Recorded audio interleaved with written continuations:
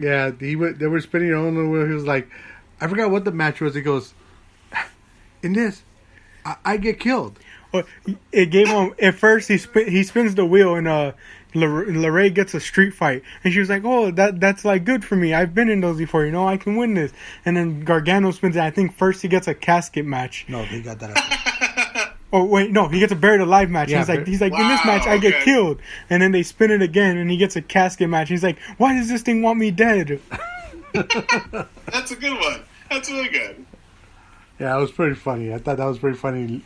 You know, little segment for Hey, speaking of death and casket matches and buried alive matches, before our main event of the evening, we also got a trailer or commercial for Survivor Series in November. It's a special of Survivor Series. Jack, what makes this Survivor Series 2020 so special? 30 years of The Undertaker. Goodness gracious.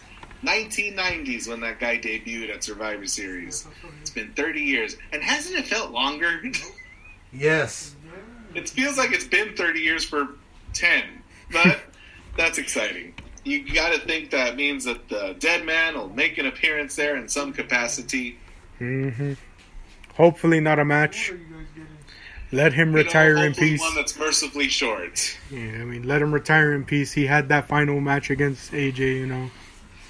Let him retire in peace. That would be an incredible way to go.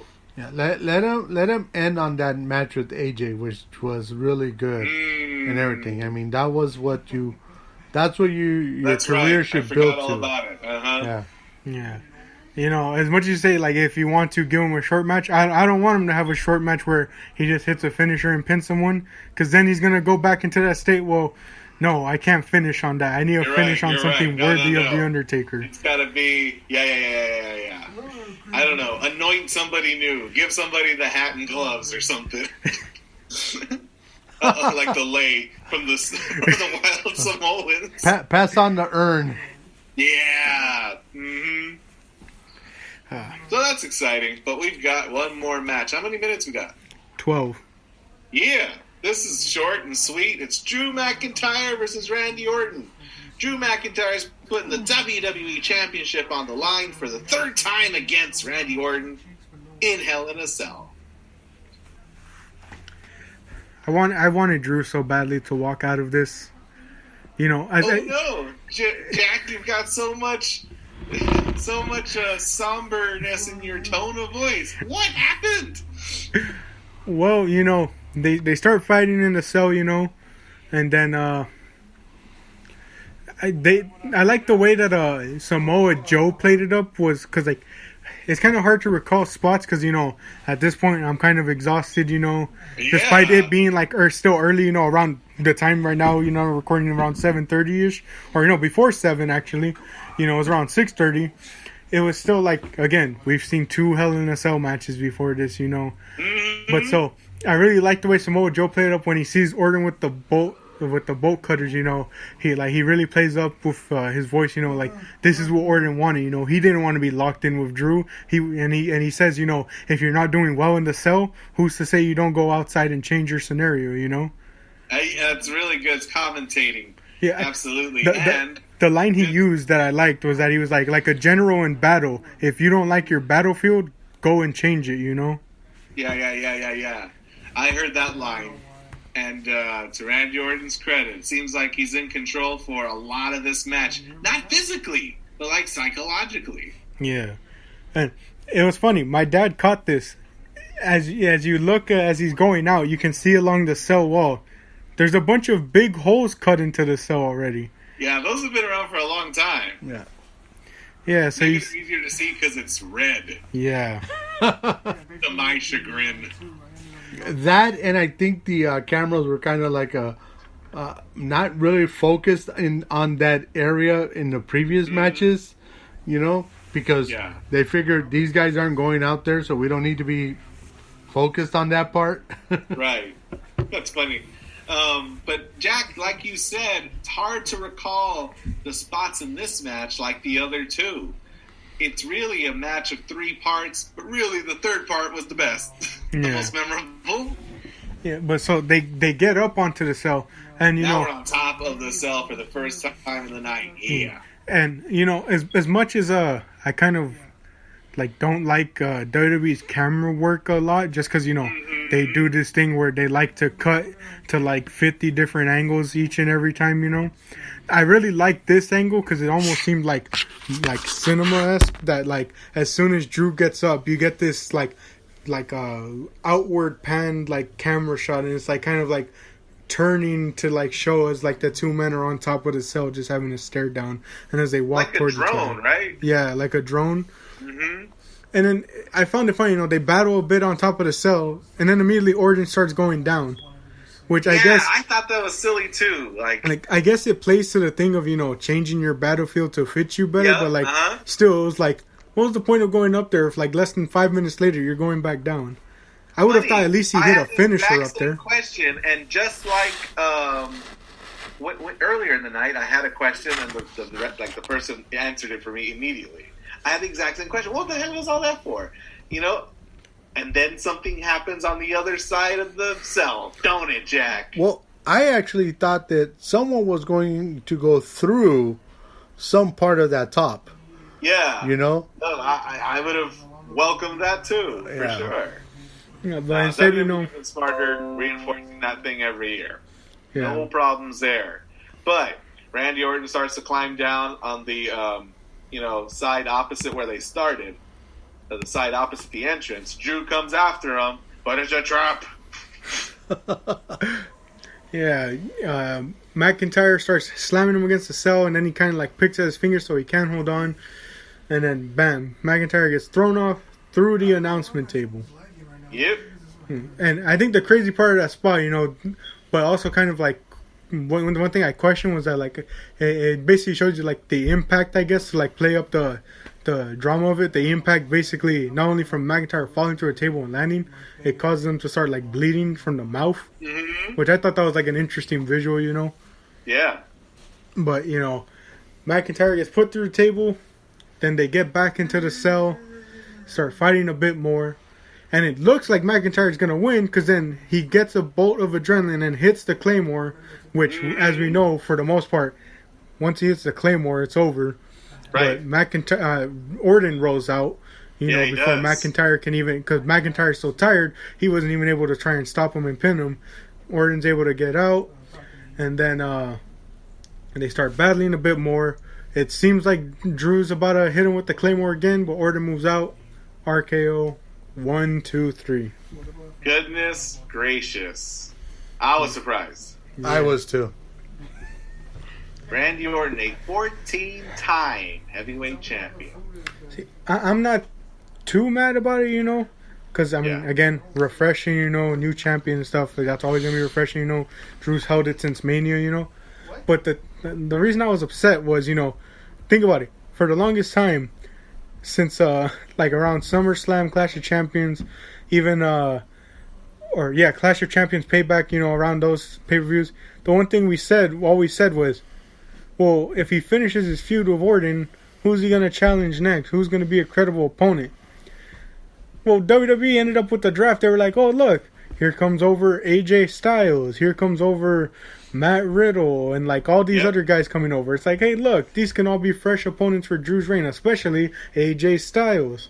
Yeah. But then they were like, no, we're going to put it on Orton now that, you think that there's going to be refreshing opponents for Drew. To make matters worse, I read somewhere that who's going to come after Randy Orton and his newly won belt? Keith Lee. Edge. Oh. These the sound you both made. I've heard for the longest time that that's the direction they may want to go.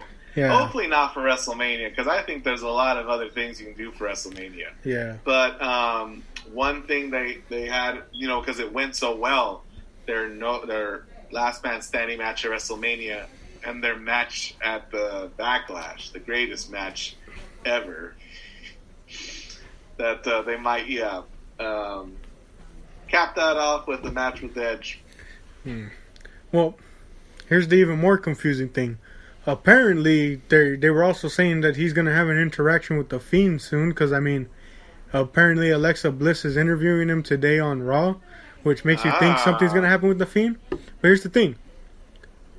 If he has an interaction with The Fiend, let's say, they realize, stop throwing The Fiend into championship matches, Yeah. Let's say it's just an interaction between the two. What's it going to do for Orton? Orton's already a heel. Mm-hmm. It would make more sense if Orton was the face and then The Fiend uses his powers to make Orton go back to his heel ways. I don't know if you've picked up on this, especially after the match or the exchange with Retribution last week. A lot of people are confused. But The Fiend, actually, babyface. Yeah. Yeah, that's, I think, how you go about that. But I'm with you, Jack. I'm just as worried of all this uncertainty after this pretty big change in the title picture. Yeah, but Jack, I can't imagine we've got very many minutes left. I got to ask you one more time. Did the show deliver? Yes, especially because, Roman J delivered not only like within the match, but with storytelling, Same with Banks and Bailey, And so did Orton and Edge, All of them were really good storytelling-wise, match-wise, Again. Orton Edge. Oh, sorry. See, I'm already thinking that's what they're going to do. Guy lost his title 24 hours ago and you've already forgotten him.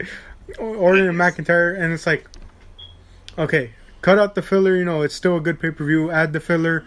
I think it still makes it a good pay-per-view because as much as people want to complain it was filler, guess what? You need that in order for the other 3 matches to be just as good as they were. Agreed. I enjoyed myself. There's a lot of pockets in the middle where it was frustrating and filler. But I mean, a lot of wrestling is. Yeah. That Banks Bailey match, it really delivered in a way where I was like, whoa, that was good. Yeah, I really enjoyed that. That was my match of the night. I heard a lot of folks putting Reigns Uso over that. Yeah, I think you're right. The Sasha Bailey one was probably the better of the 3. And like I was telling him when it kept going, I'm like, wow, I'm surprised they're actually giving them this much time. Yes. Mm-hmm. And they're actually living up to it, Mm-hmm. But I think more Sasha than anything, because if anything, I think, not being a fan of either one, but I think Sasha was really, I don't know, I was more impressed with what she was doing and stuff more than anything, Yeah. Yeah, and I told him, I forget how many reigns Bailey has, so again, I don't know this for sure, but like I told him before the match, I think Sasha has the second most reigns amongst the 4 horsewomen, with championships. But as we know, she's always gotten the short end of the stick because she's only successfully defended it total of 14 days. Yeah, like she's only successfully defended it once, I think, or I don't know if she actually has successfully defended it, but she's held it like 5 times, and she's never gotten a lengthy reign out of it, But I was really glad. I'm hoping they give Banks time to shine with the championship. Yeah. Because like out of all the 4 horsewomen, she's the one that's never gotten a reign longer than like a month or 2 and stuff. I think her combined days of reigns is like 84, despite having 5 reigns. At least until they decide to unify it under Asuka. That's something I'm surprised they didn't do. As soon as like the pandemic happened and they cut a lot of talent, I'm surprised they didn't unify some belts earlier. I know what you mean. We can spend a whole other podcast talking about the business end of this business, but I've appreciated our time together, Jack. Same here, sir. And so move on. Next pay-per-view is going to be Survivor Series. Doesn't look like NXT is in it this time, but, hopefully we get not only an NXT takeover to cover, but Survivor Series as well next time. Absolutely. Well, so I thank you again for joining me, sir, for these after every time. Makes it much more worth it to watch a lot of these pay-per-views. I wholeheartly agree with you, sir, and I enjoy our time together. And so, again, we thank you all for watching. Thank you all for listening. Thank you for joining us for another episode of the Rule 34 podcast. And remember, if it exists, we have an opinion on it. See you in the next episode.